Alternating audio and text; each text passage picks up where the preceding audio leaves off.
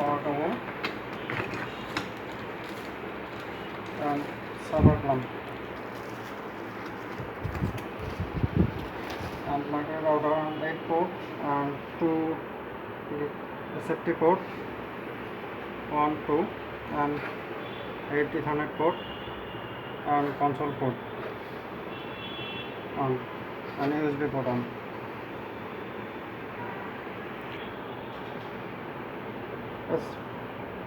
SFT port just SFT media converter বা SFT থেকে যেটা পোর্টগুলো কাজ করবে আপনার 100 to 1 গিগাবিট পর্যন্ত, আর নর্মাল ইথারনেট পোর্টগুলো কাজ করবে 110 to 100 Mbps।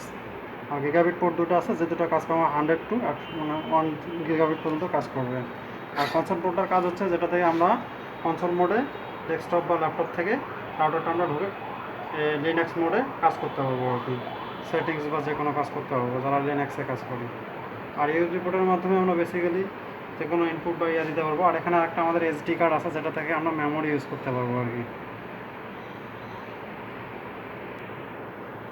R reset button যেটা আছে, আমরা ডিরেক্টলি যদি কোনো কারণে দেখা যাচ্ছে আমরা লগ ইন করতে পারতেছি না, এখানে আমাদের ডিরেক্ট রিসেট বাটন আছে যেটা থেকে আমরা ফিজিক্যালি রিসেট করতে পারবো। কোনো কারণে যদি আমরা ঢুকতে না পারি সিস্টেম থেকে, পাসওয়ার্ড হ্যাক হয়ে যায় বা পাসওয়ার্ড ভুলে গেলাম, তখন যদি আমাদের ঢুকতে হয় তখন আমরা রিসেট বাটন ফিজিক্যালি রিসেট করে আমরা নতুন করে কনফিগার করবো। এখানে যেটা হচ্ছে 1 নম্বর পোর্ট ইথারনেট 7, যেটাকে আছে মেইনলি হচ্ছে ইথারনেট পোর্ট, এটা হচ্ছে মেইন ইনপুট বলা হয়।